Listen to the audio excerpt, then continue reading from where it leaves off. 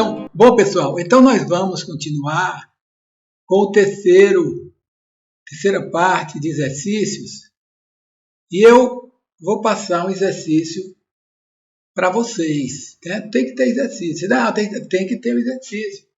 Mas você não pergunta, você entendeu? Você pergunta, vamos resolver esse exercício. Aí depois você tira a dúvida. Então eu vou passar para vocês um exercício. Esse exercício tem até lá no exercício do Sadico, tá? É o exercício proposto. Então, qual o exercício? O exercício está na página do Sadico, página 251. É o chamado disco de Faraday, né? Disco de Faraday. Foi o primeiro gerador que ele inventou. Mas esse Faraday era fantástico. Fantástico.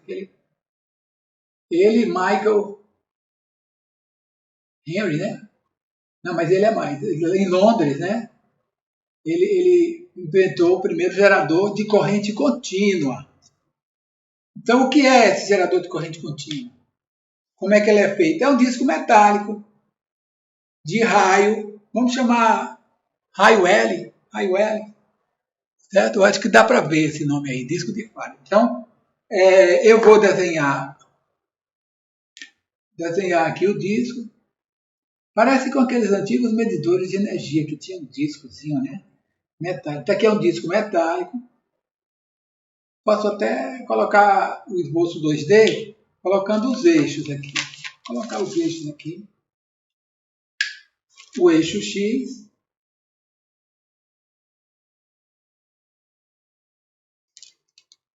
E apagando essa parte aqui de cima, né? Apagando essa parte de cima, eu vou colocar o outro eixo.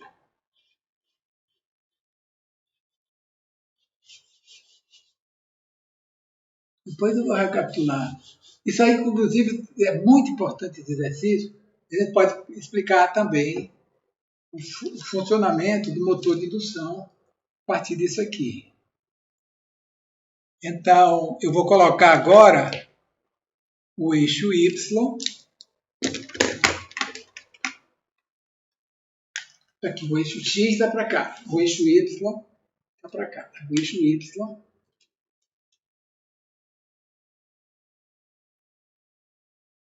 para cá. E o eixo Z, eu não vou fazer um centro aqui para colocar o eixo. Vou colocar o eixo Z. O eixo Z, pela regra da mão direita, ele está saindo. Esse aqui é o sentido do eixo Z. Só o sentido do eixo Z. Mas eu preciso de quê? De um campo magnético. O disco está girando, vamos supor que o disco está girando com a velocidade ômega. Bom, esse é o exercício proposto, tá, pessoal? Então, não vou resolver, se eu passar para vocês. Vocês puderem entender, talvez olhar equações. Aqui. Então, ó, ele, para funcionar, ele precisa de um campo magnético, por exemplo, de um ímã. Que precisa de um campo que dê o polo norte lá embaixo. Aqui, ó. Tem o polo norte, tal. Tem o polo norte, aqui é o campo B. Qual é o sentido de que o campo B aponta na direção a Z? Ele está saindo. Eu não sei, eu tenho colocado o campo B sempre saindo. Né? Poderia ser entrando também, que seria com X. Mas ele está saindo. Aí, então, o B é uniforme. Esse B é uniforme, ele não varia. O disco gira com a velocidade ômega. É um disco metálico. Ele está girando, então indica que está girando uma força mecânica externa está aqui aplicada no disco. E de repente você diz, olha, mas onde é que eu pego a atenção? Você coloca uma escova de carvão aqui, ó, e outra escova de carvão aqui, ó. Aí nessa escova de carvão, ó, você liga um voltímetro. Aí você diz, eu queria saber qual a tensão gerada. Não, gerador é um gerador, é de corrente contínua, de corrente contínua. Como é que eu encontro a tensão gerada? Então, a tensão gerada, como eu encontro a tensão gerada? Então, pessoal, exercício proposto, você vai usar a equação do primeiro termo da lei de Faraday. Qual é o primeiro termo? É esse daqui, ó. Força eletromotriz induzida é igual a integral do V, velocidade vetorial V, escalada é L. Escalada é L, que escalar é L. Então, isso daqui a gente escreveu antes, assim. Mesma equação do gerador linear. Então, você precisa só desenvolver essa equação. Então, esse termo aqui é campo elétrico induzido. Elétrico induzido. Como assim? É o produto do V vetorial V. Então, você precisa só calcular o produto do V, V a velocidade, vetorial B. O B está saído. Qual a velocidade? Então, vamos pegar um ponto aqui do disco. Aqui tem uma velocidade tangencial. Não é velocidade angular, não. É velocidade tangencial. Ela aumenta com o raio e aponta para cá. Então, você tem que encontrar o sentido do V vetorial B. Não vou dizer, dessa vez não vou dizer. Para você calcular. Então, você vai integrar e vai encontrar a tensão, força eletromotriz induzida. O B é constante. Não precisa passar por esse termo DL. DL é o quê? Da parte onde o condutor se move, a única peça que se move com velocidade V é o disco. Por isso esse termo não é fechado. Ele é composto, ele é fechado, mas somente a parte móvel é essa. É o disco. Então aqui, ó, é chamado disco de Faraday, certo? Localize o exercício. Na próxima aula vocês fazem, né? O exercício assim como hoje, né? Eu passei o exercício e passei para vocês. Bom, então aqui eu só fiz passar o exercício proposto. Vamos continuar. Então agora vamos prosseguir. A gente está vamos prosseguir, vamos apagar essa parte aqui.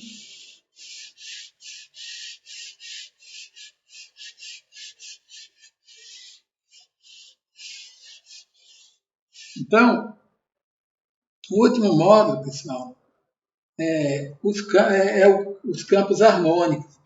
Isso também está no Sadico, na página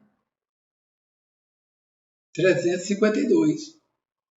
Vai falar do campos harmônicos. E aí, o que é campos harmônicos? São campos senoidais, campos cíclicos, né? A onda senoidal é um campo cíclico, né? Ele tem valor zero, máximo, zero, mínimo. Ele faz um ciclo. Então, por exemplo, qual a definição de Fazor? Vamos falar da definição de Fazor. Fazor é um número complexo, né? Ele pode ser escrito dessa forma, por exemplo, Z é um Fazor, né? Ele tem uma parte real e tem uma parte imaginária. Você geralmente usa Fazor de circuitos elétricos, né? Definindo o Fazor por um módulo e um ângulo. Colocar o ângulo o quê? Coloca o ângulo θ? Θ, o ângulo θ. Então isso aí é um Fazor. Aí você diz, não, mas peraí, e como é que eu... De onde vem isso daí? Bom, então isso daí vem da fórmula de Euler, né? Qual a fórmula de Euler? É isso daqui, ó, Z, esse número complexo, ele pode ser escrito no formato de Euler, que é o módulo do Fazor, o E é 2,7, aquele número E, certo? J, θ, ó. Quando você faz essa linguagem aqui, você escreve um módulo seguido do ângulo nisso daqui, ó. Inclusive no MATLAB tem esse comando aqui, é XP, e você usa isso aqui no MATLAB, né? Então, isso daí pelo desenvolvimento de Euler, que aqui é a parte inicial dele, isso aqui é igual ao R cosseno de θ, a parte real, mais o JR seno de θ. Essa é a parte imaginária. Ok? Então, a gente vai utilizar um pouco dessa nomenclatura para trabalhar com campos vetoriais. Campos vetoriais.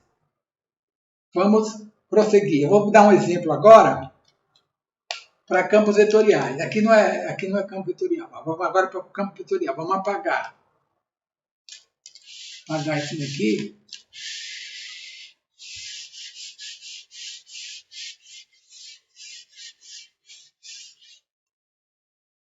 Vamos supor que você tem um campo vetorial A. A é o campo vetorial. Ele pode ser escrito em qualquer sistema de coordenadas, mas ele, de repente, que ele está no sistema de coordenadas retangulares, ele está escrito em função do x, de y, z, e ele também varia em relação ao tempo.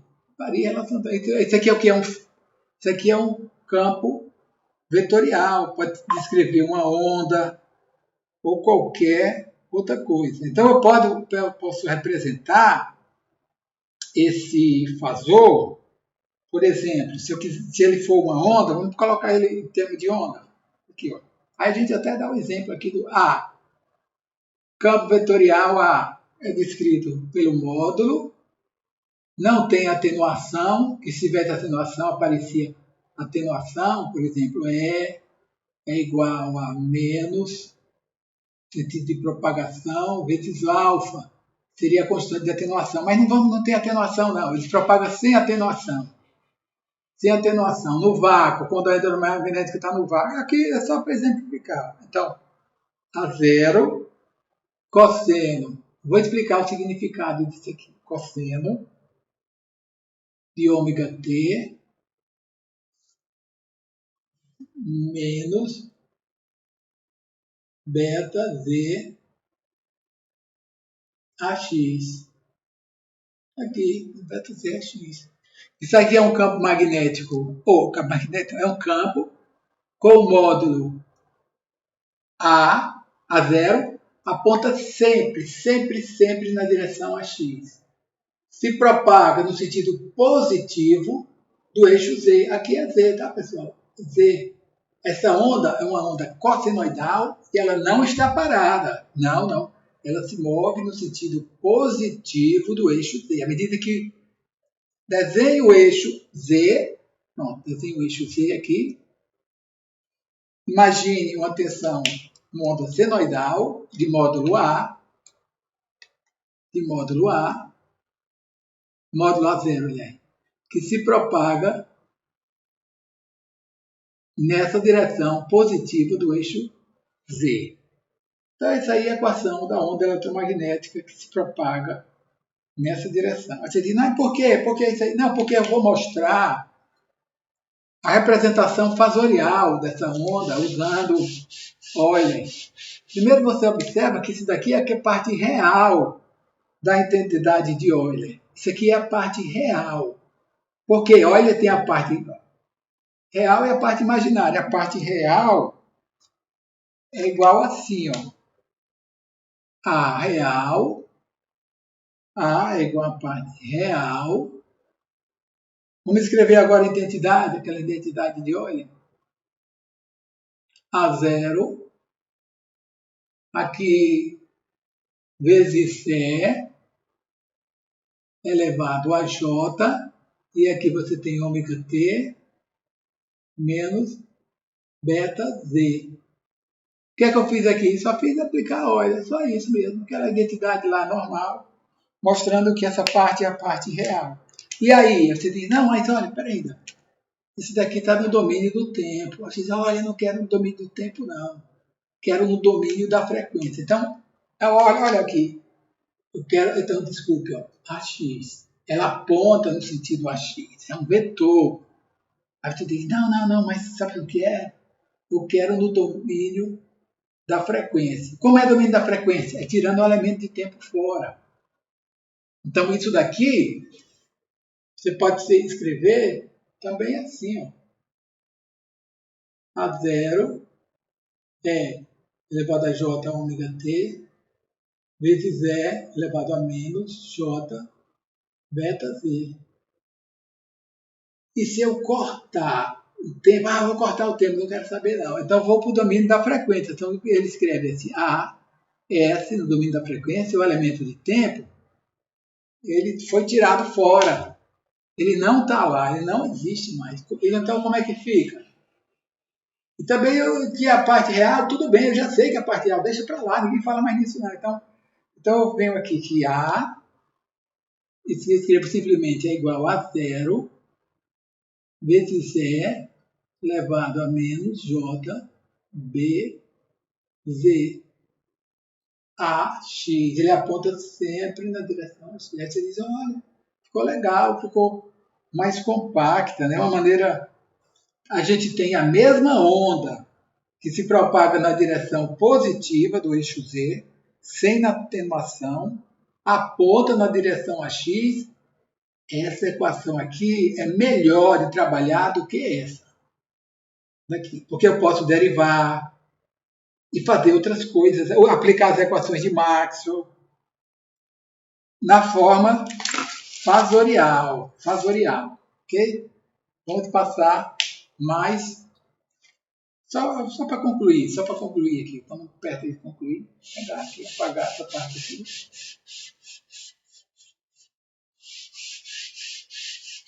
Então, aí é super interessante isso daí, ó, quando você trabalha nessa parte fasorial.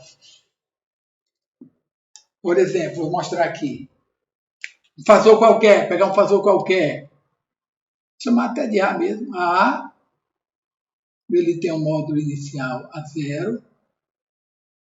E agora você diz, olha, ele só está no domínio do tempo. Ok, então J, ômega T. É só um fasor aqui, vamos supor que aponta na direção a X. Esse aqui, que eu vou fazer aqui, é só uma demonstração simples, né? Não vou utilizar muito recurso não. Então vamos derivar isso daqui em relação ao tempo. Então, dA dt é igual a 0. Aí aparece multiplicando j ômega t vezes a derivada, né, de E elevado a j ômega t a x. Aí você diz, olha, como é que eu posso escrever aqui? Eu posso escrever aqui dA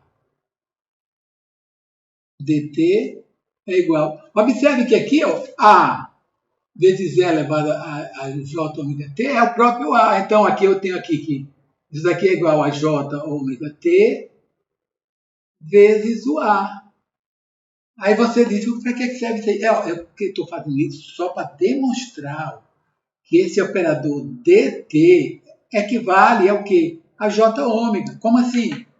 Você pegar aqui, ó, você pode dizer, ó, sempre que o operador aparecer dt, você substitui por quê? J ômega. E se for a parte de integral é igual a 1 sobre J ômega. Mas aqui eu não vou sobrecarregar, não. Vamos pegar só com essa parte aqui. Que parte é essa daqui? Essa parte é o operador dt pode ser substituído por ômega, porque o ômega é que está a frequência aqui, né? Nas equações que aparecer esse daí. O outro termo, que é esse termo assim, integral de dt, é igual a 1 sobre j ômega. Então, o operador integral, né? Operador de integral, você pode substituir por j ômega. Então, vamos lá. Mas essa parte aqui, a gente vai usar muito nas equações de Maxwell. Então vamos para... Tem só uma outra tela aí que eu queria mostrar para vocês, antes de concluir, né? Mostrar para vocês essa parte aí.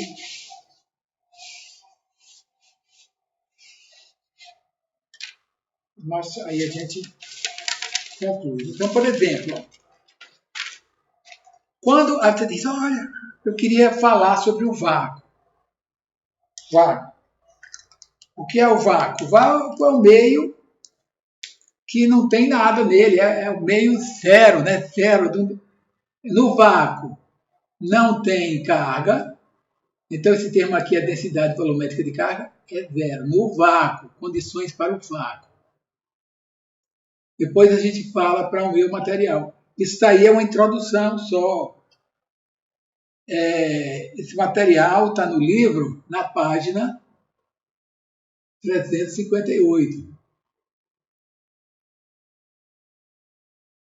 Tem um exercício que eu vou passar também para vocês, que é o 9.6. Eu vou passar para vocês o 9.6.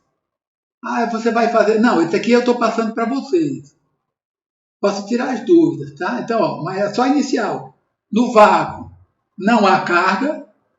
Vou ver a densidade volumétrica, não há.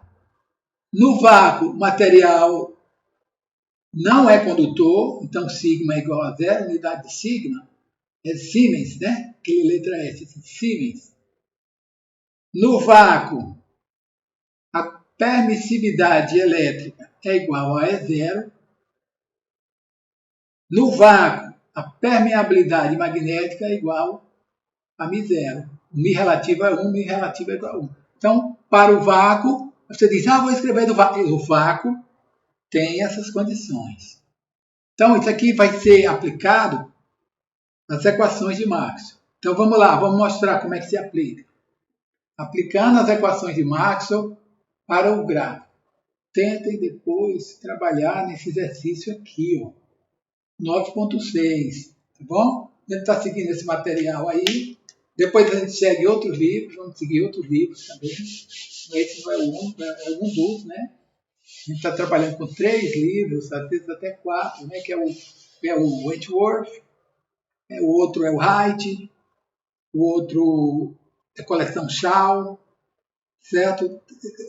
Mas confunde bastante, a gente confunde bastante se a gente não indicar a página do material. Então vamos lá. Primeira equação, uma das equações do Maxwell. Uma das equações de Maxwell seria essa daqui, ó.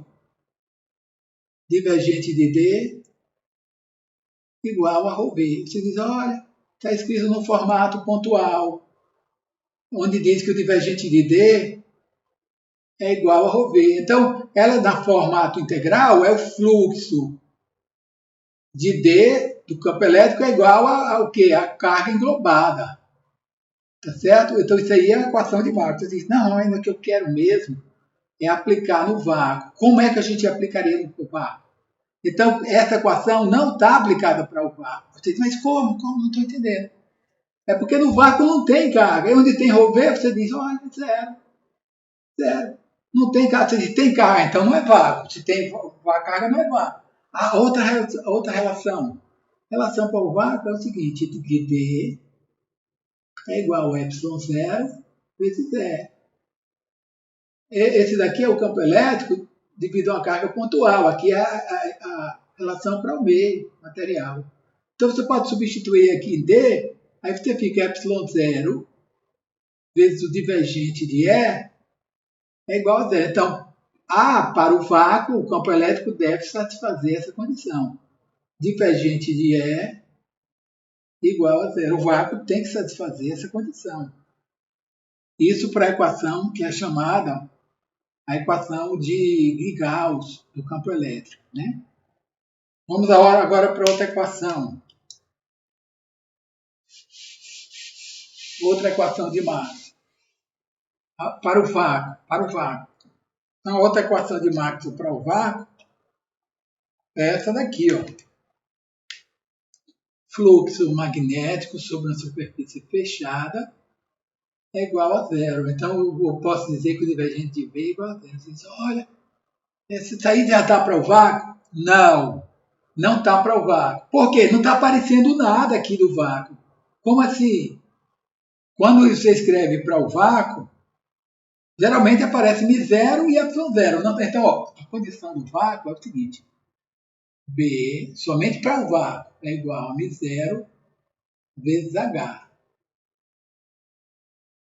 Substituindo aqui, ó, eu fico com μ0 divergente de H igual a zero. Aí então eu tenho que divergente, se dá o H, divergente de H é igual a zero. Divergente de H é igual a zero.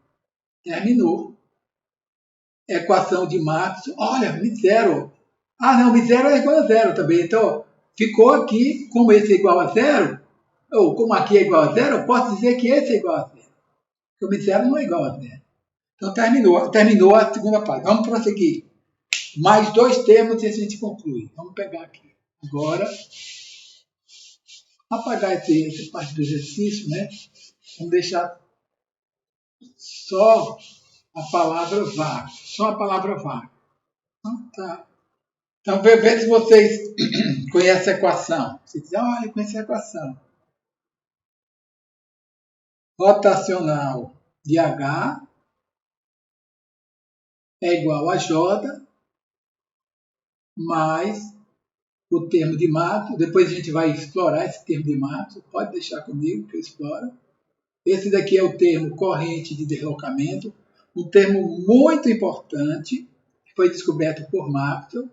Essa aqui pode ser mais de JD, densidade de corrente de deslocamento, esse termo aqui. Ó. Se eu multiplico vezes uma determinada área, aí eu tenho a corrente, que é densidade de corrente vezes a área da corrente. Então, aí você diz, olha, peraí, essa equação para o vácuo. Aí eu digo, olha, deixa eu ver, olha, é para o vácuo? Não. Por quê? Porque no vácuo não tem corrente de condução, isso é corrente de condução. A corrente de condução, existe um condutor, uma condutividade sigma, que vai ter um campo elétrico induzido, mas, se eu quiser, eu posso até substituir, ó, derivar o operador dt, é delta ômega t. Então, eu tenho aqui o rotacional de H é igual a isso. Então, vamos agora eliminar o que precisa ser eliminado. No vácuo, não tem condutor. A condutância do vácuo é zero. Zero. Apaga esse termo aí. Sigma, condutância do vácuo, zero. Apaga. Olha, só tem esse termo aqui. Aí você diz, está escrito para o vácuo? Não totalmente. Por quê? Porque aparece o D. Como assim? D para o vácuo é igual a ε0 vezes zero. E aqui também eu posso colocar o vácuo. Como assim? B é igual a μ0 vezes H. Essas são as relações materiais para o vácuo. Desse daqui, eu tenho que o H é igual a B sobre μ0. Pronto, então agora eu posso substituir essas relações para o material. Posso substituir. Então aqui, ó, se eu substituir o material aqui, eu fico com a seguinte equação. Rotacional de B sobre μ0. Ó, agora está dizendo que é o vácuo. Se não apareceu μ0, eu não sei se é vácuo ou não. E essa linha pé, tá? É igual a J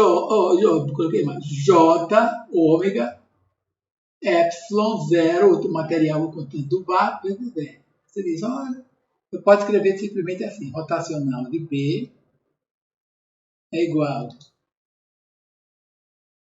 J ômega μ0 ε0 é. Então, observe aqui, ó, aparece μ0 e ε0. Você diz, olha, então é para o vácuo, que aparece μ0 e ε0. Aí, se não for assim, aí também poderia ela deveria aparecer o meu material. Aqui foi, em vez de ε0, era ε relativo. Esse relativo, aqui de mi relativo vezes mi zero. Então essa aí é só a parte da introdução. Falta só mais uma e a gente... Só mais uma. Então essa é a lei de Faraday. Vamos ver a última então. A última é a lei de Faraday. Super interessante a lei de Faraday, porque a onda eletromagnética se propaga no vácuo. Então, ela tem aqui uma maneira característica, né, de escrever, que é assim. Vamos lá para a equação? Para o vácuo. O vácuo seria assim, a equação do vácuo. Rotacional de E é igual a menos dB dt. Olha, observe que esse termo se propaga sempre no vácuo, né? Propaga sempre no vácuo. Então, você pode dizer que o rotacional de E é igual a menos J ômega B. O que é que você poderia substituir aqui? Você sabe que B é igual a μ0H. B é igual a μ0H.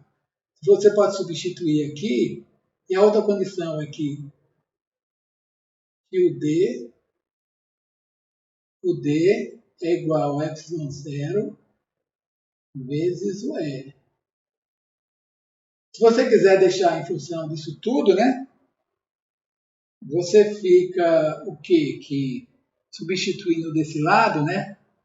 Desse lado fica ε0 vezes o rotacional de D, porque o D é ε0 vezes E é igual a menos, vou apagar essas relações aqui,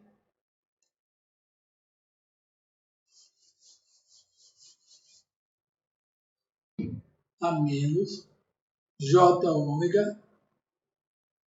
μ0 H. É você detergente de D, rotacional de D é igual D ε0 vezes E é igual. Aí você pode se passar os limites J ômega μ0 B igual a μ0H. E aqui o ε0 aparece desse lado, porque apareceu o E. Olha, desculpa, já está aqui. Pequeno errinho aqui na substituição, que é o seguinte, D é igual a ε0 vezes E. Então, o E é igual ao D sobre ε0. Então, aqui, D é igual ao E, D. O E é igual a D sobre ε0. Então, aqui, nesse lado aqui, aparece o ε0. O ε0 aqui. Ok? D igual a ε0. Então, ficaria, no final, isso aqui ficaria igual a menos ômega, J ômega, ε0, μ0 vezes H. Ficou meio mal escrito, né? Vou apagar isso tudo aqui para colocar aqui.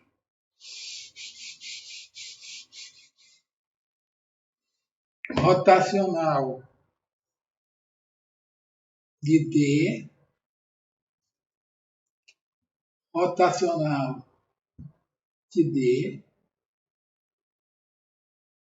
é igual a menos, menos é a lei de Lenz, μ0, ε0 vezes J ômega,